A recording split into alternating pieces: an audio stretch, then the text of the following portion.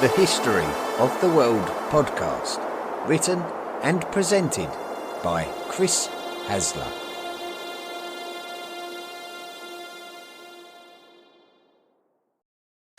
This episode is brought to you by Starbucks. That is fire! Whoa, that's good. This might be the drink of the summer. Okay, I like this one too. I'm rocking with it, okay? Try it for yourself. Starbucks Refreshers Concentrates are coming home. Find them in the coffee aisle and make it yours. Volume 1. The Prehistoric World. This is episode 12, Hunter-Gatherers.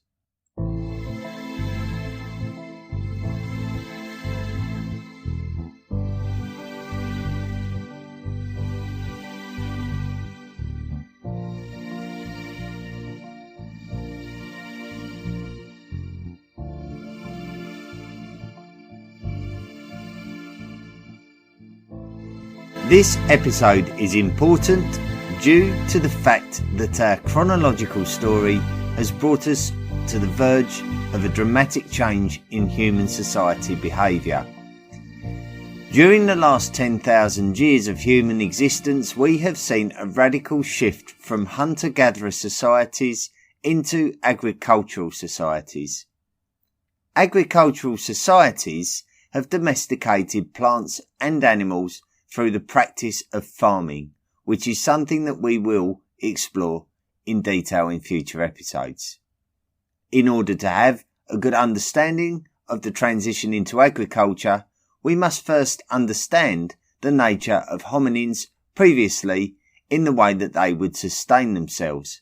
So in this episode, we will look at those hunter-gatherer societies that spent most of their time foraging for food in order to stay alive. In order to do this, we will go back in time and look at the developing technologies and see what impact they may have had on societies. Hominin adaptation. If we go back to our very first podcast episode, which introduced the first hominins previous to the Australopithecus, we were looking at a species of animal that may have also been in some way linked to our closest extant relative, the chimpanzee. Many of the studies that we have looked at in previous episodes, such as speech and language and technology, we have looked at chimpanzee behaviour as a possible indicator for how our ancestors used to live. Aurorine tuganensis was alive in East Africa around 6 million years ago. One thing we mentioned about Aurorine tuganensis in our very first podcast is that scientists have recognised its hands to be surprisingly human-like, even more so than discoveries that are dated to a more recent age, such as Ardipithecus and Australopithecus. So much so that some scientists have raised the question of whether we have descended from Aurorine and that Australopithecus is actually a side branch, less directly related to modern humans. Nonetheless, the hands demonstrate that Aurorine must have had the kind of precision grip that would have made handling stone and wood quite natural and commonplace. And the fact that we know that it was bipedal suggests that Aurorine would have been quite happy to carry stone and wood around in its hands while commuting on its hind legs, either along branches or along the ground, even if only for brief periods. It is difficult to know exactly what Aurorine ate, and as such how it gathered food, so we have to try to make assumptions based on what we can guess about the environment it lived in and its potential similarities to animals that we know a lot more about. If we look at chimpanzees, we know that they use rocks to break open nuts, so this is a form of tool use. Aurorine's dexterity would suggest that maybe it was able to do the same, so Aurorine could venture out into the rainforests or the savanna grasslands and gather fruits and nuts which it would have been able to eat. Its comparatively smaller teeth would support this. Either way, the fossil record and artifact recovery from this period is so sparse that our theories have to be made through high levels of speculation. If we understand more about the stone technology of our ancestors through discoveries of stone tools such as the 2.5 million year old Oldowan technology, we have little chance of knowing what wood technology was in use. Chimpanzees will use wooden digging sticks, so there is apparently no reason not to assume that our ancestors could not have done the same. Chimpanzees supplement their diet with insects, which they will use wooden sticks and plant stems to entice them from their mounds. Once again, this is not impossible for our ancestors, but it should come as no surprise that most of these implements would have rotted away over time, leaving no modern evidence for us to discover. If Aurorin did use stone and wood, it may have used them to help it to access foodstuffs and even to fight off predators. Rainforests to grasslands. Another observation that we made from our earlier podcasts is the alteration of the hominin heartland of Africa from rainforest to grassland as the climate changed. Not only would this put pressure on hominins to adapt to life on the ground as opposed to in the trees, but it would have also affected the plant foods available. Hominins would have had to turn their attention to eating the more ground-based tubers as the available fruits would have reduced. Tubers are more difficult to chew and digest, so this would explain the apparently larger jaws and teeth that evolved in some species, and even the sagittal crest that appeared in paranthropines, that provided an anchor for the jaw muscles that would have to have unusually higher strength and stamina to continuously munch their way through the fibrous plant roots available for it to eat. It would have been quite imaginable to see Australopithecines adapting wood to create digging tools to access the tuber roots. Other species of hominin had to turn towards a more carnivorous diet to subsidise the lack of tree-growing fruits and nuts. If we suggest that this would have happened either before or during the Oldowan period, then we can revisit a suggestion made in episode 5 of this podcast that Oldowan tools would have been used to clean animal hides for warmth and shelter, and this would have happened after the consumption of the animal flesh of a scavenged or hunted kill, which would have also required the Oldowan tools to potentially kill the animal and carve the meat. If the Australopithecines and its subsequent evolutionary replacements, such as Homo habilis, were scraping animal hides clean, then would they have been creating the first material carrier bags? What better way to carry your foraged food finds back to camp than an animal hide sling? Further to this, if this is what was happening, then potentially you were creating slings that could have been ideal for carrying infants that were losing their strong and natural arboreal grip and relied more on being carried by their parent than clinging to their parent. Whatever the possibilities, I'm starting to get carried away here, so let's get back to the hunter-gatherer lifestyle and the popular theories throughout its evolution. Acheulean foraging. As Homo habilis made way for Homo erectus, the Mode 1 Oldowan technology made way for the Mode 2 Acheulean technology. For a more detailed analysis of this technology, feel free to listen to episode 5 of this podcast. The Acheulean ushered in an age of better and more effective stone tools, which allowed hominins to become more confident about having meat as part of its diet. Acheulean hand axes would not have only been useful at carving meat from bones, but also cracking bones open to get at the marrow. We should not be so one-dimensional to not see the value of this hand axe in this case and discount the probability that some groups would have been cracking open wood to get to insect larvae and beehives to get to the honey. One of our biggest technological advances of the Acheulean period is the control of fire. As we have learned in previous podcasts, humans must have discovered that by eating heated resources of meat and plants, that they were able to digest their food more easily, meaning more energy for brain growth and development and an evolutionary edge. The acquisition of the foodstuffs probably didn't change too much, as this is a food preparation change, and we do not see much in the way of technological advancement when it comes to the actual tools themselves. Homo erectus was living a relatively comfortable lifestyle, and this enabled it to spread out and colonise areas away from the hominin heartland of Africa.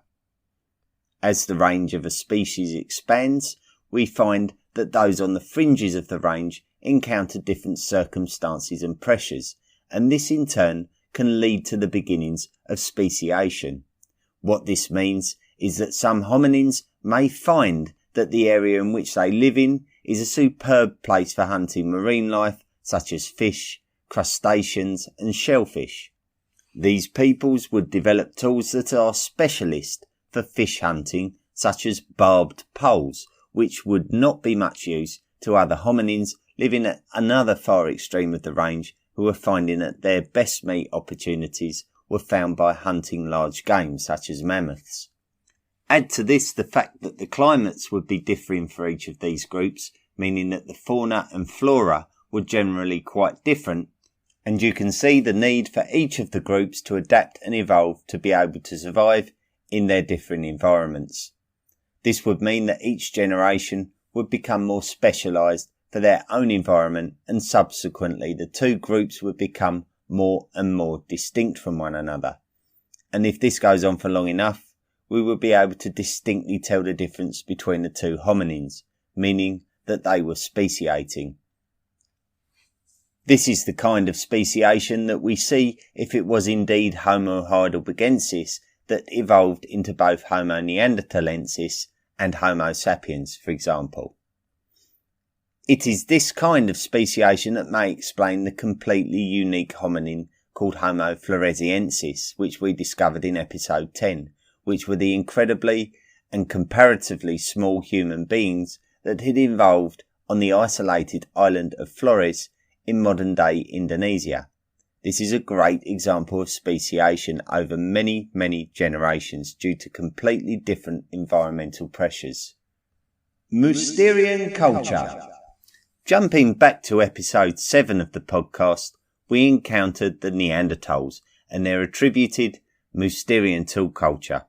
So if Older One is mode 1 and Acheulean is mode 2, then Mousterian is mode 3. You may recall the Levallois technique of napping the core stone into something resembling of a tortoise shell and then striking flakes from this stone core to produce nice sharp blades. A form of stone tool associated closely with Mousterian culture is the production of sharp stone tips, which are used in association with wooden spears to construct composite tools, possibly held together with tar extracted from trees. So let us now picture our burly Neanderthal with a wooden spear in his hands that has a nice sharp stone point. He is ready to go hunting. Before we can confirm that these composite tools existed, we can see evidence of spear use with the Schöningen spears identified in episode 7. The fact that alongside these spears we have found a great number of bones belonging to horses, deer and bison demonstrates to us that we know that these proto-Neanderthals were not concerned about hunting animals larger than themselves. We even believe that due to the consideration of the weighting of these spears, that these hominins would have used the spears as javelins as well as through close quarter attacks. We can observe animal remains at Neanderthal sites to determine their diet, but another study is through the recovery of coprolites. Coprolites sound disgusting, but they excite paleoanthropologists immensely. So, what is a coprolite? Well, it is the name we give to prehistoric poo. And if you want to know what something is eating, then you would probably not be able to get more clues than through a piece of its poo. So a coprolite is a fossilised poo. Neanderthal coprolites of an age dating back 50,000 years have been discovered. This is particularly significant because we believe that this is when Neanderthals were coming to the end of their time on the planet, and we can gain an idea about how far they had come in terms of diet compared to the composite tools that they were utilising. We know that Neanderthals were fearless and unfussy when it came to their dinner. Evidence of mammoth bones and of cut marks, even on Neanderthal remains themselves, show that when they were hungry, they would eat anything. So the gigantic mammoth were fair game, and cannibalism was also not beyond them too. What the coprolites demonstrate is that the Neanderthals were subsidising their meat-rich diet with a balance of berries, nuts and other vegetables. This has halted the somewhat retrospectively naive assumption that Neanderthals were solely meat eaters. Fishermen. Going back to episode 8 and our podcast on the emergence of Homo sapiens in Africa, we can go to the coastal caves of South Africa to find evidence of shellfish consumption over 150,000 years ago. However, a discussion from episode 6, which discussed inscriptions on seashells and the clever boring of a hole in the shell of a mussel to enable it to open without the use of heat, was also a clear indication that there must have been an intention to eat the contents, and we believe that these shells are contemporary with Homo erectus. Those populations of hominins that live on coasts would have surely understood that the sea contained a rich source of food. Fish bones are unlikely to be preserved over time as well as mammalian bones, so it may be a trickier venture for us to definitely say from which point hominins were actively hunting and consuming fish. Let us look into the origins of our passion for seafood and the advancing technologies associated with it. Back in 1988, an important discovery was made at the Semliki River in the Republic of Zaire, which is now the Democratic Republic of Congo. John Yellen, who received his PhD at Harvard University in the United States of America, was working at the site alongside his wife, Alison Brooks. Their team discovered bones that had been intricately modified. The bones had been carved in such a way that the edges were now barbed in order to create edges that would lodge themselves on soft material such as fish flesh if pulled from one direction. Thermoluminescence and electron spin resonance dating of the artifacts points to an age of around 90,000 years ago. Therefore, we are seeing signs of significant intelligence and dexterity, with the barbs being intricately carved from the bones. The considerable collection of catfish bones has pointed Yellen and Brooks to believe that these bones were used as harpoons. The harpoons are referred to as the Semliki harpoons, named after the river from which they are believed to have been used at, but can also be called Katanda harpoons, after the name of the Congolese territory they were discovered in. The discovery of such artifacts flies in the face of the theory known as the Great Leap Forward, which in brief is a theory that suggests that humans very suddenly advanced in their intelligence and abilities around 50,000 years ago. We have even learned during the course of this podcast that it might be slightly naive to try to put definite dates and times on first cultural emergencies, when it often seems more likely that they can be more of a gradual advance in technology. Understanding the physical ability of barbed bones is something that can be applied to the technology of microliths, which often act as barbs in their own right. Microliths. Microliths are small, sharp stone flakes which have been excavated at a great many sites of human occupation. Recognizing a microlith is quite easy. It is a very small, sharp flake of stone. identifying the intentions and usages of each type of microlith is a completely different game altogether. Let us have a closer look at these microliths and see what theories we can come up with in relation to them and our hunter-gatherer lifestyles.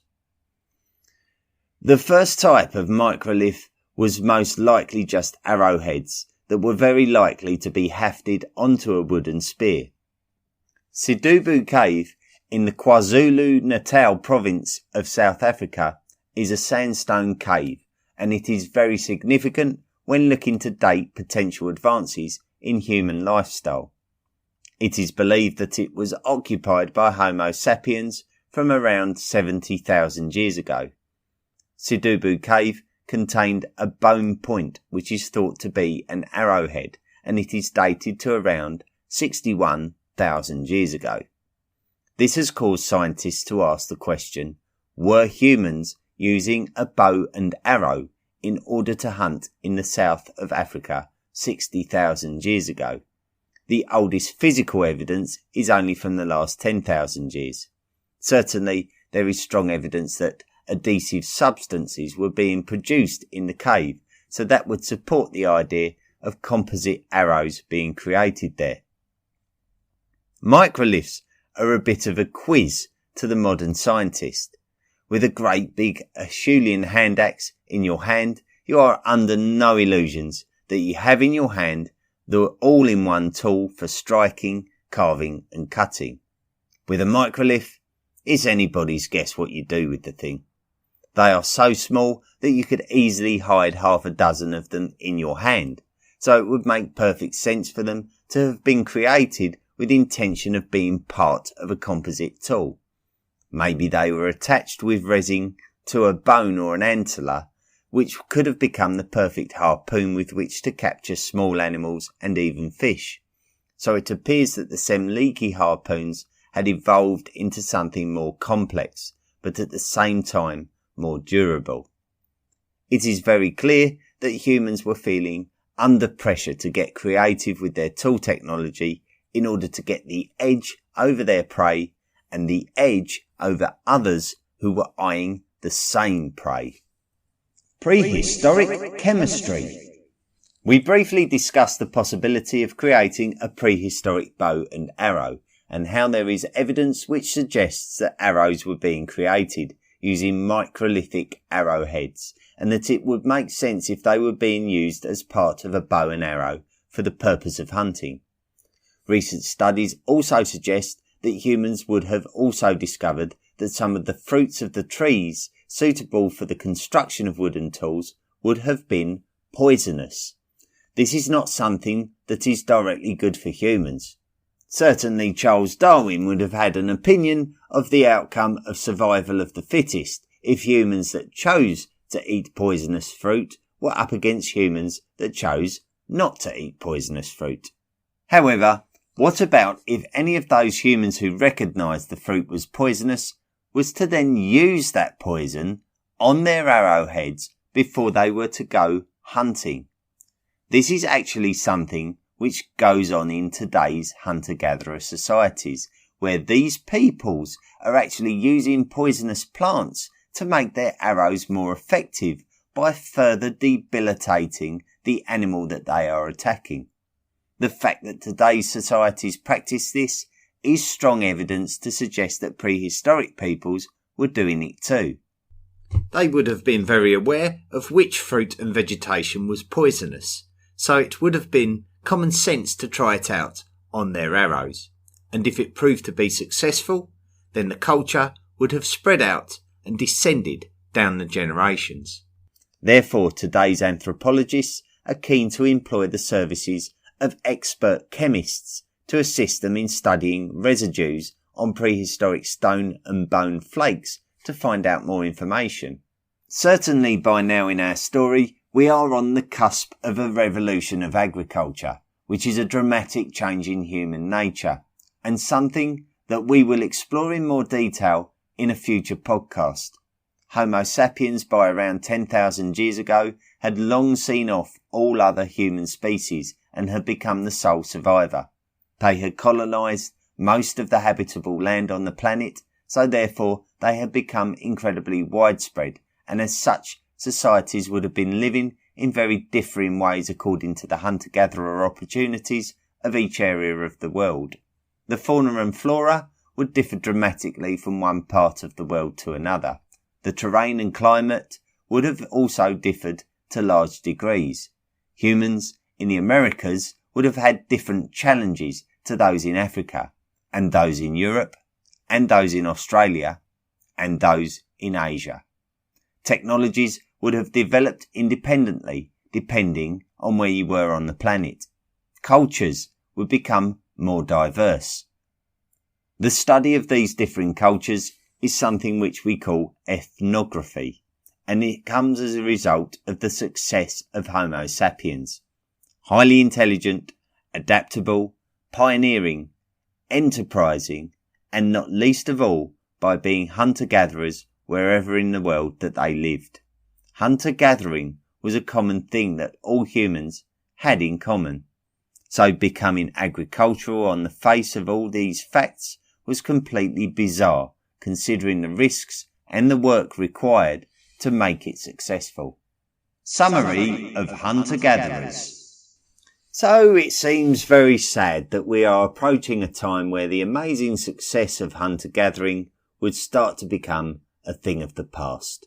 So let us summarise all that we have discovered during this podcast episode and celebrate our amazing ability to become the first species of animal to conquer the entire planet. Firstly, let's dispel that myth that some of our hominin relatives ate meat only. There is absolutely no evidence of this. Vegetables have always been on the hominin menu, and the question is whether we have subsidised that with animal meat and to what sort of degree. Certainly, we would imagine that Australopithecines had a very rich diet of fruit and vegetables, and as hominins developed into ground-based animals, some had to transition to a more tuber-based diet, meaning tougher to eat and digest plants, while others chose to scavenge the meat of the kills of other predators. Those that did found that there was an increase in pressure for them to learn to go out and learn to kill their own meals, so they developed an ability to hunt and create the weapons required to make this a possibility. The sticks and stones used to dig up plants and insects were traded for purposefully prepared stone blades and hand axes with which they could kill and butcher the meat. Both meat and vegetables were cooked when hominins discovered how to harness fire. So although the same foodstuffs were being foraged, the preparation for consumption was changing. Coastal populations were exploiting the marine creatures such as fish and mollusks and were developing equipment which specialised in gathering such food. Middens of discarded shells have been recovered in many areas, with some of the shells even being modified to make small cutting tools. Fish hunting was becoming a specialist skill, with humans developing barbed harpoons, either carved from bone or antler, or through the attachment of microliths to these bones or antlers, with the use of created adhesives. Spears were being developed using other types of microliths hafted onto a wooden shaft, which could have either been used as a javelin spear or for close quarters stabbing. Poisons may have been developed to make the spear points more effective in killing prey, and some microliths were used as arrowheads, potentially to be used with a bow for archery-style hunting. Prehistoric hunter-gathering was a success and apparently fulfilled our natural requirements enough that we were able to have a bit of leisure time. With our highly developed brains, we were able to fill our spare time creating and discussing abstract thoughts and feelings. We realised our own mortality and felt it necessary to openly recognise it through expression. We chose to express our thoughts and feelings through the forum of art and ritual.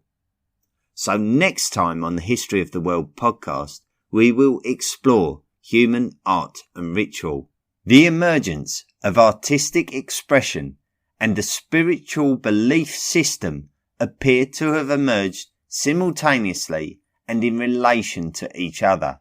So it is a good opportunity to learn more about this subject of our characters together.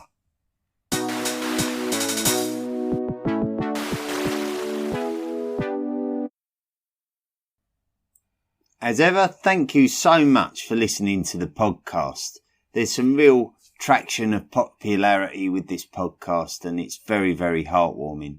I've been receiving some messages. One of them is from a gentleman called Keegan, and he's an anthropology major from Penn State University in the USA. He says, first off the bat, I love the podcast and I listen to them as soon as they're up. In your most recent episode, Settling the World, you had made the remark somewhere along the lines that you don't really believe that Sapiens committed a genocidal campaign across Europe and the Levant, and instead believe that we outcompeted them based off of the lack of complexity of Neanderthalithics when compared to modern humans. I will have to remind myself. Hang on. What I personally think is likely is that Homo sapiens was superior in intelligence and adaptability. My evidence for this is simple. The mode 4 or Ignatian technology attributed to Homo sapiens is clearly more advanced than the mode 3 Mousterian technology attributed to Neanderthals. So therefore, in a competition for resources, my betting money would be on Homo sapiens coming out on top. Oh yeah, I remember now. What Keegan has put forward is two theories relating to big arse nets and tribal casualty ratios. And what Keegan says to me is that there's a bounty of lithographs which depict humans using large nets to corral enough animals into a killing corridor to feed their tribes for a considerable amount of time, and that there's evidence of these nets in the Meadowcross site in western Pennsylvania, and also from the African pygmies of the Congo Delta, who still very much live a hunter-gatherer foraging lifestyle. The tribal casualty rate theory, which Keegan puts forward, compares the amount of casualties that you may get in tribal warfare compared to modern warfare. So he's taken the American Civil War as an example of something a lot more modern and organised, and the tribal casualty ratio, something like the Beaver Wars some 200 years earlier, are substantially more. And for that reason, he suggested that the likelihood is that Neanderthals were more likely to get integrated due to the vast numbers of casualties, depleting their numbers and making them probably less dangerous in the long run. So they wouldn't need to kill them all off, and it's unsustainable for the Neanderthal tribes to continue onwards. And it's likely that the stronger members would be integrated into the Homo sapiens society. So very interesting points, very interesting indeed. In reality, the email is extremely interesting. You've gone into a great deal of detail, Keegan, and it's probably one of the more interesting messages that I've read, just for the pure thought and detail that's gone into it. I hope that I can do a bit more justice to the story of Neanderthals meeting Homo sapiens and Neanderthals eventually disappearing, because it really does deserve more analysis, because it is a very, very fascinating topic. And over the course of the next couple of podcasts, there might be a couple of things that I mention that can add a bit of flesh to that story. So hopefully I'll be able to do it a little bit more justice than just to mention the stone tool technology differences between Neanderthals and Homo sapiens. There's certainly a lot more to the discussion than that. So thank you so much, Keegan, and feel free to get in touch whenever you like. A great email. I really appreciated reading that. Todd Smith got in touch with the podcast again after speaking to us the other week, and he was just asking me if there was any background or reasoning for doing the podcast and how long it takes for me to produce episodes. Well, normally I try to stay around 5 podcasts in front. I've slipped back a little bit, I must admit, so I need to put some work in, but normally a couple of hours a night for 2 or 3 nights a week, and I can normally nail a decent amount of material for a podcast. So it doesn't take that much time, to be honest with you. As long as you've got the right material and you sort of know where to go, then you can construct something quite good. In terms of my academic background, I don't have any, Todd, none whatsoever. I flunked out of school pretty much, but since that time I've been fascinated by history enough that I've bought many, many books and I've studied for many, many years. Online resources are great nowadays. You can learn so much, so you can become an expert in the comfort of your own living room. It's the best library in the world is the internet. Luke Fountain got in touch with the podcast from Australia, and he said, "Great podcast. Can we assume from history that Homo sapiens are just a link in the chain of evolution, and no matter what we do, we'll inevitably become extinct?" Well, maybe we'll become extinct and maybe we'll evolve into something fantastic. Maybe that's our future. Maybe we'll evolve into human beings that are bigger than planet Earth. Who knows? No one knows, but the inevitability is that we will either become extinct or change. It's got to be one of those two things. We can't go on forever. Fraser Robert has been in touch with the podcast from Scotland, and he said, "Love the podcast, Chris. I've been working away from home in Ireland for the last 5 weeks, and I discovered your podcast a couple of weeks ago. I've binge listened ever since. I love this subject and you put it to the listeners perfectly. Looking forward to episode 12. Well, here it is.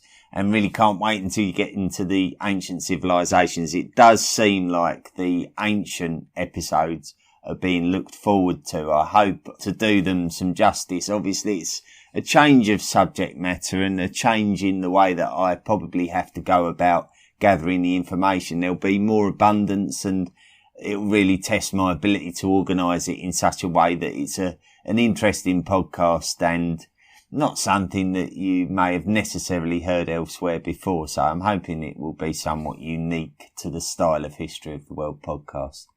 Thank you, everyone, for the messages. It's very kind and it's great to see that people are interacting. It makes me feel like the work is worth something. So thank you. Thank you again. Next week, we're going to be looking at the art and ritual. So that's going to be extremely interesting because that really talks about our own minds quite a lot. So understanding why we're so consciously thinking about everything and our leisure time activities, that's really going to be great to look into the emergence of that. And then after that, we reach a threshold where I can't hold it off any longer.